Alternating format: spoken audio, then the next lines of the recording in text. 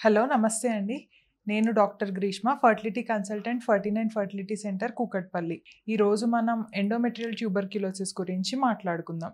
So, నార్మల్‌గా మనకి ఏంటి అంటే ఒక ఇది ఉంటుందనమాట. ట్యూబర్క్యులోసిస్ అంటే లంగ్‌కి సంబంధించింది. లేకపోతే యూజువల్‌గా మనకి ఇంటెస్టైన్స్ ఇట్లా అన్నీ ఎఫెక్ట్ అవుతాయి అని. కాకపోతే ఏంటి అంటే మనకి జెనైటల్ ట్యూబర్క్యులోసిస్ అనేది కూడా ఉంటుందనమాట. సో, ట్యూబర్క్యులోసిస్ అనేది గర్భాశయంని కూడా ఎఫెక్ట్ అనేది చెయ్యొచ్చనమాట. సో, ఇది ఎందుకు ఇంపార్టెంట్ అంటే, ఇప్పుడు మనం చూసుకున్నట్టయితే ఇప్పుడు ఇన్‌ఫర్టిలిటీకి ఇది కూడా ఒక రీజన్ అనమాట. ఇంకా మన కంట్రీలో ట్యూబర్క్యులోసిస్ అనేది చాలా ప్రివలెంట్‌గా ఉంది. ఇప్పుడు మనకి ఇన్‌ఫర్టైల్ పేషెంట్స్‌లో తీసుకుంటే నార్మల్‌గా ఒక 10-15% ఆఫ్ కేసెస్‌లో ట్యూబర్క్యులోసిస్ అనేది ఉంటుందన్నమాట. ఇంకా నెక్స్ట్ వచ్చేసేటట్టయితే మనకి ఈ ట్యూబల్ ఫ్యాక్టర్ ఇన్‌ఫర్టిలిటీ అంటే మనకి ట్యూబ్స్ అనేవి సరిగ్గా లేకపోవడం కూడా మనకి ఆల్మోస్ట్ 20-25% ఆఫ్ ద టైమ్స్ మనకి ట్యూబర్క్యులోసిస్ వల్ల కూడా అయ్యి ఉండొచ్చనమాట. మనకి ట్యూబల్ ప్రాబ్లమ్స్ అనేవి రావడం. సో, ఇంకా ఏంటి అంటే ఈ ట్యూబర్క్యులోసిస్ అనేది మనకి ట్రీటబుల్ కండిషన్ అనమాట. సో, మనకి సరైన టైంలో డయాగ్నోస్ చేసి మనం గనక ట్రీట్ అనేది చేస్తే ఈ ట్యూబర్క్యులోసిస్ క్యూర్ అయిపోయిన తర్వాత మళ్ళీ నార్మల్ ప్రెగ్నెన్సీ వచ్చే ఛాన్సెస్ కూడా ఉంటాయన్నమాట. అట్లాగే మనకి ఈ ఐవీఎఫ్ ఏదైతే ఉందో అంటే ట్యూబర్క్యులోసిస్ అది ట్రీట్ చేసుకున్న తర్వాత అంటే వేరే ప్రాబ్లమ్స్ వల్ల మనకి ఐవీఎఫ్ చేయించుకున్నా కానీ సక్సెస్ రేట్స్ అనేవి మనకి పెరుగుతాయి అన్నమాట ఈ ట్రీట్మెంట్ అయిన తర్వాత. సో, అందుకే మనకి దీని గురించి అంటే అసలు సిమ్టమ్స్ అనేవి ఏంటి, సో దీని గురించి మనం తెలుసుకుందాం అనమాట. సో, నార్మల్గా మనకి సిమ్టమ్స్ అనేవి ఎలా ఉంటాయి అంటే యూజువల్గా మనకి ఇప్పుడు ఈ ట్యూబర్క్యులోసిస్ దీనివల్ల ఏమవ్వచ్చు అంటే మనకి ఫస్ట్ అంటే ఇన్ఫర్టిలిటీ అనమాట. సంతానలేమి అట్లా రావడం అనేది చూడొచ్చు అనమాట. సో, నెక్స్ట్ మనకి ఏంటి అంటే ఈ టీబీ ఉన్న వాళ్ళకి అంటే ప్రీవియస్ హిస్టరీ కూడా అంటే మనం ఒకవేళ అంటే ట్యూబల్ బ్లాక్ అట్లా ఉంటే మనం హిస్టరీ అనేది తీసుకుంటే ముందు కూడా హిస్టరీ ఆఫ్ ట్యూబర్క్యులోసిస్ అనేది ఉండొచ్చు అనమాట. నెక్స్ట్ వచ్చేసి వేరే సిమ్టమ్స్ పరంగా అంటే మనకి బ్లీడింగ్ అనేది ఇర్రెగ్యులర్గా అవ్వడము, లేకపోతే తగ్గిపోవడం బ్లీడింగ్ అనేది అంటే కొంచెం కొంచెం స్పాటింగ్ లాగా అవ్వడము అట్లా అవ్వచ్చు అనమాట మనకి ట్యూబర్క్యులోసిస్ వల్ల. ఇంకా కొన్నిసార్లు ఏంటి అంటే మనకి సిమ్టమ్స్ అనేవి ఉండకపోవచ్చు. అంటే జస్ట్ ట్యూబ్ టెస్ట్ అది చేస్తే మనకి ట్యూబ్స్ అనేవి బ్లాక్ ఉండడము, లేకపోతే బీడెడ్ అపియరెన్స్ లాగా కనిపించడము హెచ్ఎస్జీలో అట్లా చూడొచ్చు అనమాట. సో, మళ్ళీ దీనికి ఎట్లా డయాగ్నోస్ చేయాలి అంటే నార్మల్గా ఏంటి అంటే మ్యాన్టూస్ టెస్ట్ అనేది కూడా ఉంటుందన్నమాట. కాకపోతే ఇది నాన్ స్పెసిఫిక్ టెస్ట్.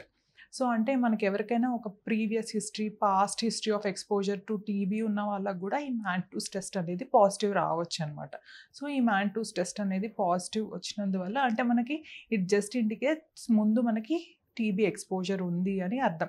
అంతేగాని దానివల్ల డిసీజ్ ఉంది అని అర్థం ఏమీ కాదు. సో, నెక్స్ట్ ఎట్లా అంటే మనకి ఎండోమెట్రియల్ బయాప్సీ ద్వారా మనకి చూడొచ్చనమాట టీబీ అనేది ఉందా లేదా. సో, ఇది ఎప్పుడు చేస్తారు ఎండోమెట్రియల్ బయాప్సీ అనేది నార్మల్‌గా మనకి ప్రీ మెన్స్ట్రువల్ అనమాట. మెన్సెస్ వచ్చే ముందు మనం ఇట్లా ఎండోమెట్రియల్ బయాప్సీ అనేది చేసుకోవచ్చు అనమాట. సో, దీని తర్వాత మనకి హెచ్‌పిఈ అంటే హిస్టోపెథాలజీ ఏఎఫ్బి కల్చర్ అనేది పాజిటివ్ వచ్చినా, లేకపోతే మనకి జీన్ ఎక్స్పర్ట్ టీబీ పీసీఆర్ అనేది పాజిటివ్ వచ్చినా సో, ఇట్లా మనకి టెస్ట్లు అనేవి ఉంటాయన్నమాట. సో, నార్మల్గా మోస్ట్ సజెస్టివ్ అనేది histopathology AFB culture positive test వస్తే టీబీ అనేది అంటే ఉన్నట్టు అనమాట. మనకి ఈ టీబీ పీసీఆర్ అనేది పాజిటివ్ వచ్చినా యూజువల్గా మనకి ఇది డెడ్ వెసిల్ని కూడా డిటెక్ట్ చేస్తుంది అనమాట టీబీ పీసీఆర్ అనేది. సో, అంటే టీబీ పీసీఆర్ పాజిటివ్ వచ్చినంత మాత్రాన అంటే బాడీలో ఆల్రెడీ యాక్టివ్ ఇన్ఫెక్షన్ ఉన్నట్టయితే కాదనమాట. మనకి ఈ హెచ్పిఈ ఏఎఫ్బి కల్చర్ అనేది పాజిటివ్ ఉన్నట్టయితే యూజువల్గా మనం ట్రీట్ చేసుకోవాలి. కాకపోతే ఇప్పుడు టీబీ పీసీఆర్ అనేది పాజిటివ్ ఉందనుకోండి అంటే మనం ఏమన్నా సిమ్టమ్స్ ఏమన్నా ఉన్నాయా అవన్నీ చూసుకోవాలన్నమాట.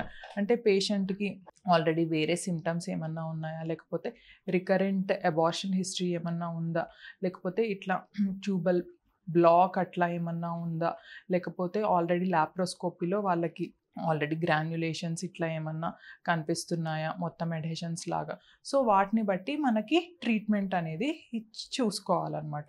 సో, ఇట్లా ఏదైనా సజెస్టివ్ ఇట్లా ఏమైనా సిమ్టమ్స్ లాగా ఉంటే అప్పుడు మనకి టీబీని ట్రీట్ చేయాలన్నమాట. సో, మనకి ట్రీట్మెంట్ అనేది ఎట్లా అంటే నార్మల్గా యాంటీ ట్యూబర్క్యులస్ ట్రీట్మెంట్ అనేది ఒక 6 months మనకి మెడిసిన్స్ అనేది ఇస్తారనమాట.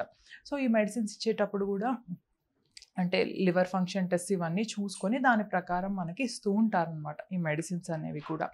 సో, అట్లా మనకి టీబీ ట్రీట్మెంట్ అనేది తీసుకోవడం అనేది చాలా ఇంపార్టెంట్ అనమాట ఒకవేళ మనకి టీబీ కనుక ఉన్నట్టయితే. ఎందుకంటే ఇది ఒక ప్రివెంటబుల్ ఇది కాబట్టి అంటే మళ్ళీ మనకి ఫర్దర్ డ్యామేజ్ అనేది ఎక్కువ అవ్వకుండా ఉంటుంది, మనకి ట్యూబ్స్ పరంగా కానీ లేకపోతే ఎండోమెట్రియల్ పరంగా కానీ. ఇప్పుడు మనకి టీబీ అనేది ట్రీట్మెంట్ చేయకుండా వదిలేసాం అనుకోండి, అంటే మనకి యాక్టివ్ డిసీజ్ అట్లా ఉన్నా కానీ దీనివల్ల ఏమవుతుంది అంటే ఈ ఎండోమెట్రియం పొర అనేది ఇది తినేసినట్టయితే ఈ టీబీ దాని తర్వాత మళ్ళీ అది రికవర్ అవ్వడం అనేది చాలా కష్టం అనమాట. So basal layer of endometrium పోయినట్టయితే.